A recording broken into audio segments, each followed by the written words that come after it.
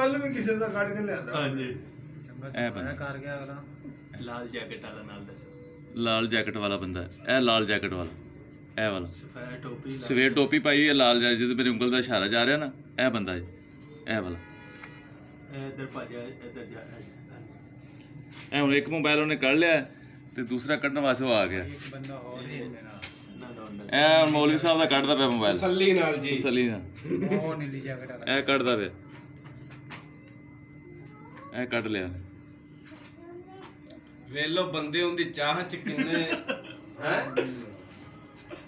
ਆਪ ਦਾ ਪਤਾ ਹੀ ਨਹੀਂ ਨਾ ਵੀ ਯਾਦ ਹੈ ਪਿਆਰ ਮੁਹੱਬਤ ਦੀ ਗੱਲ ਹੈ ਨਾ। ਇਹ ਬੰਦਾ ਆ ਰਿਹਾ ਜੀ ਇਹ ਵਾਲਾ ਇਹ ਗਿਆ ਚਲਾ ਉਹਨੇ ਤਸੱਲੀ ਨਾਲ ਜੱਫੀ ਇਹ ਦੂਸਰੀ ਸਾਈਡ ਤੇ ਆ ਗਿਆ ਯਾਰ ਇਹ ਦੂਸਰਾ ਮੋਬਾਈਲ ਕੱਢਣ ਲੱਗਾ ਹੁਣ ਜਗ੍ਹਾ ਨਹੀਂ ਲੱਭਦੀ ਪਈ ਉਹਨੂੰ